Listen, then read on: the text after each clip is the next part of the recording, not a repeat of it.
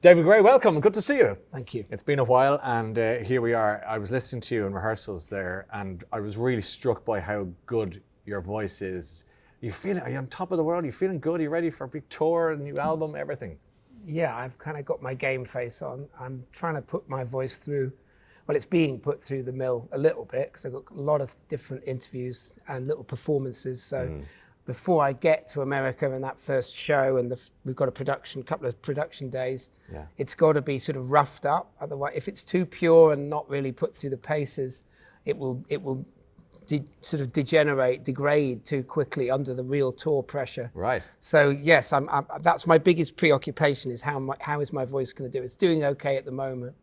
So you're going to knock it about a bit. Like, you're going to do a few rounds in the ring before you get out. I know it's technically probably not the kind of thing you're supposed to, but it works for you. It's the way it works for me. So it's like, getting a footballer to run up and down sand dunes for a couple of months before the season starts. Yeah. So that's my kind of fitness training. I just make sure I build up an hour, 2 hours a day. So I've got a kind of roughness there, and it's not just too pristine. That's what I fear, because I've been caught out by that. Have you? Yeah. How when? Well, as in, like, I remember there was about a 3-week gap you can maybe just about get away with when you're touring, and you stop and then you start again. Yeah.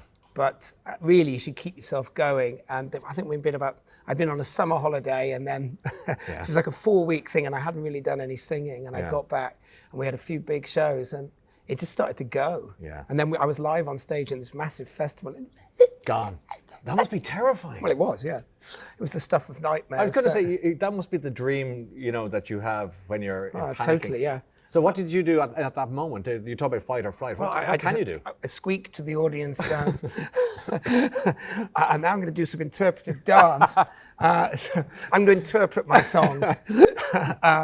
No, I don't know what happens. I think you get the kind of super adrenalized reaction. Yeah. And eventually I managed to do some kind of version of singing, but for a couple of songs I was just squeaking. Wow. It was hideously embarrassing. So that was that's actually happened more than once, but that was the worst occasion. I've been caught out. When you play, there's a place called Red Rocks in America, which is very high up. Yeah. It's very, very dry. So the altitude is an issue. So, already you're dried out. And I had this mad day of promo once up there, and then a really long sound check with a storm, and we got really delayed, and we were having to work very hard to get it all working. And I lost my voice during that particular show, which was a real shame. Same thing though, it kind of came back when the adrenaline kind of kicked in, and the crowd went, "Yeah, come on, Dave," like they do over there. And it, like magic, it came back. But yes, that's the thing that obsesses me and scares me. I bet. Because the touring game is an exhaustion game. It's an adrenaline and an exhaustion cycle. And you're in a completely dislocated, sleep-deprived state. Yes. And you get these incredible highs. You've got to get up for the show, and then suddenly they're all out there, and then it happens, and then you're feeling great for about 3 hours. Yes. And, so it's designed to exhaust you, and that's when you're sort of 25. By the time you get to my age, fast forward. Exactly. Yeah. I think it's a different ball game. You kind of you got to look after yourself. And can you do that? What do you do? Do you kind of have a regime? Are you going to the gym? No, you look great. I shouldn't. I should go to the gym. I should do all that. I always tell myself I'm going to try to, but no. I guess what I do is I kind of just keep it tidy most of the time, and then we let our hair down when the moment's right. No, I think you and I have one thing in common, and that might be we have lots of gratitude to our forefathers and mothers for giving us good metabolism, good genes. Because you don't have to do a lot of work for this, so that's great. It's just, I think it's more when you need a kind of core fitness, because it's a strain on everything, and that's what you need, a bit of. So anyway, it's going to be an interesting down the rapids ride, this tour, because it's very intense. I think when we've done some maybe 60, 70 shows in recent years on certain albums, they've been a bit more spread out, the tours, but this is a bang, bang, bang, bang, bang. Tell me, you did this brilliant thing earlier about the American reaction, where they go, "Yeah, Dave," like you're never Dave to me, you're always David Gray, but they're like, "Dave, yeah." So what's the difference between like the Europeans, the Brits, the Irish, go on, what are you getting? Well, the Americans whoop a lot more.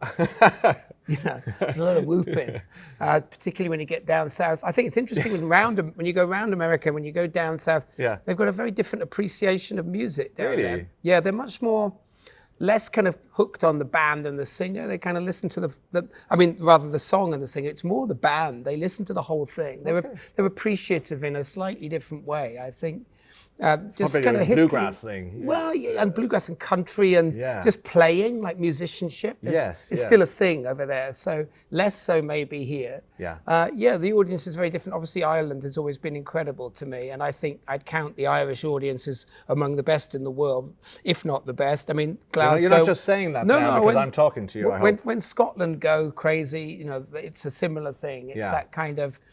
These rainy countries where we haven't got the sort of Mediterranean climate. There's nothing to shout about. But the passion's there. Yeah, the Celtic passion. The passion, the music, make the most of it kind of feeling. It was the thing that struck me on the very first show I ever did in Dublin was the audience reaction was just amazing from the beginning. I was blown away. I was hooked. Well, the Irish have a musicality about them, as you well know, and they love storytelling, and that's where you come in. And just for people who don't know, listening to our chat, you have this connection with Ireland that is really quite remarkable. Your album, White Ladder, is still the biggest selling album in the history of music in Ireland. Over nearly 400,000 copies. It is phenomenal. 25 times platinum. And, when you did your first gigs in Ireland, for whatever reason, like a duck to water, people took to you. And it's like that ever since. You're considered, this expression, national treasure, but you are in Ireland. What happened? Yeah, I've puzzled over it and been asked about it. Of course. I mean, why do the Irish have this love of song and story and sort of salt as well? They're very salt, they're very earth. They're still plugged in to something elemental. Yes. Yeah, and poets speak in the Parliament. Healy, Yeats, this is the heights, Joyce, these people are revered characters. Poetry is like virtually under the counter now in British bookshops, It's like, where's the poetry section? Yeah, just go down the back. You weirdo. Through the, where the porter's closet is, just past there's about three books on a little... Not 3 times. It's a completely different ballgame. And obviously I'm a lyricist first and foremost, and a kind of gritty kind of, I guess it's relatable to something like the Dubliners or something like that, where it's storytelling and there's an edge to it and it's raw. Yeah. And I found my kinfolk, my musical kinfolk. When did you realise there was that traction? Because it was extraordinary traction. It was immediately because it was so hard everywhere else. And people would say, go over to Ireland. I was like, really? I mean, and then I got there and I was like, wow, it's amazing. So obviously without that part of my story, none of the rest of it. Is that right? So Ireland was the cannon? Yeah, it to was, shoot you out. 100%. I Right. mean, it's where I first found a kind of footing, and it gave me the kind of the strength, the encouragement that even when everything else was kind of imploding, my career was really on the rocks, I suppose, in the UK and the US. I could go back there and it sort of still made sense. And not only that, it was still building. So I was sort of taken seriously. And then obviously White Ladder, that was the only place we could self-release the record. And of course it just took off, and we suddenly started getting proper airplay for the first time. And then that was the springboard for the success that then happened here in the States and in other places. So without that, the story would not be the same. And I love that the new album, Dear Life, and we're playing Plus and Minus on the show a lot. Yeah.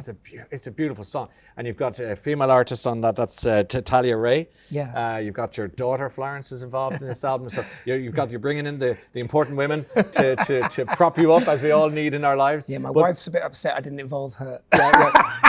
Tell her Paul McCartney was the last one to do that properly. But let me ask you this about the album, because you've said this a few times in interviews recently, and I think it links with what you've just been talking about, which is lyricism, and you're really proud of the lyricism of this. Why is that? What happened? I don't know why some records are so much more sort of energized or complete sort of emotionally than other records. But all I know is if there's been a trend in my writing since I started, I was very verbose when I began. Yes. Sort of throwing the adjectives around like confetti. Yeah. And if anything, there's been a sort of simplification process. Okay. So, but with age and time. Yeah, but with this record, that's sort of reversed. Yeah. So just the luster, the magic of words that has seduced me ever since I was born. There's a music to the words themselves. So the cadences, all the beautiful rhyming schemes that suddenly suggested themselves this time. So After the Harvest, the first track on the record, has all these soft word endings. And it was just like it's like self-hypnosis, really. I thought, my God, and I got into these epic rhyming schemes, like A-A-A-B, A-A-A-B, A-A-A-B, A-A-A-B, like huge, almost blood on the track style sort of rhyming. Yeah. But it was very liberating because I hadn't really been in that space where I was really pushing the rhyme. Lovely. And then other songs, kind of hard endings, Germanic kind of act, impact, cracked, and just keeping the rhyming scheme going all the way through the song. Love that. So it was yeah. So I think it's not just the rich pickings of imagery that just kept suggesting itself, the depth of the songs, but the humor and lightness of them within the subject matter. It's very much about being this far down the road. I mean, life is thick with illusion. Doesn't matter where you are on the path. But I think as you go through middle age, maybe life is, yes. The illusion is most difficult to penetrate. That you're, past your peak, that's over, that the grass is greener over there, or could be, and the past might have been so much better. If you choose to believe those things. There are all these, so it's about people and relationships breaking or staying in some kind of strange togetherness, state of together. It's just about all that stuff and mortality, obviously. And I think the fact that the record was sort of dislocated by the whole COVID break, the lockdown and the stop of it. And when COVID finally started opening up towards the end, that was when I basically wrote most of this record, knowing that I was going to then go on tour and do the tours that were cancelled during COVID, which was the White Ladder Anniversary Tour, and then the record I put out, Skellig. So those two tours had to happen. So when I knew that for sure, that we couldn't move the dates on, I had this kind of starburst of songwriting. Wow. And I think that in our culture, maybe, well, anyway, I'm always moving towards something. So with the horizon sort of stolen by the lockdown and the fact you couldn't do anything or plan anything, we sort of lived in the moment maybe a bit more completely for a sustained period of time. Things like the seasons and trees and plants and the sky became more profound. And we were watching the sort of deathometer all the time. Yes. So death, which is just sort of swept out of our culture at every opportunity, was suddenly the centerpiece. And we were looking at sort of mortality rates, and there was food for thought there. So I think that maybe enriched my writing process. And when I finally started writing, the Starburst, it was crazy. I mean, I write quickly, but what was really nuts was that I was picking up sort of half finished things and just finishing them. And that's the part that's always the most difficult. I'm struck by the fact that when you were a kid, you used to love looking at nature, birds, and here you are, kind of gone full circle with this beautiful kind of eloquence and love of the natural world, if you like. Last question: do you remember when you were the wizard? Oh, I do. And will you tell everyone what happened and how you were kind of called out of the blue to don the pointed hat and save the day? Plucked from obscurity. From obscurity. When were you the wizard? It was when I was probably about 9. Yeah. So we left Manchester and we'd moved down to Wales, which was the sweetest thing ever. I was in this, because I was very academic, I was moved into this kind of prep school by my parents, really under kind of, I guess, societal pressure. Mm-hmm. Anyway, it's like this sort of streaming from Manchester grammar kind of situation. And it was pretty horrible. Like, your desks were arranged, the brightest at the back corner and the dullest at the front. So it was like a totally segregated, awful. Anyway, I moved from that to this tiny little village school where they were teaching Welsh with everything. So there's a Welsh component. It was like Dylan Thomas's Child's Christmas in Wales. Beautiful. Kind of. It was this, honestly, world of innocence and loveliness and open-heartedness, and they welcomed me in. Anyway, the first Christmas or whatever. They'd worked out that I had a very good memory, and the wizard himself, for the school Christmas play, was sick on day of show, and they thought, who could remember all the lines? And even though I was like 2 years down from the final year, they said, him, he's the only one. So suddenly I was the wizard, and they taught me all the lines, which I managed to remember, but they didn't have time to teach me the dance routines. So when it came to the songs, I had to kind of improvise. Anyway, the audience loved me. Well, listen, they love me. This is the prep you had for when you lost your voice on stage and you did the interpretive dance. Exactly. It's never left me. I'm still the wizard. The wizard's inside me. So I looked out at the stage and I saw these, probably only about 60 or 70 faces. Yeah. And I thought, they love this. I got it. The penny dropped. I'm like, I'm up here doing this thing that's kind of make-believe, and they love it that I'm loving doing this.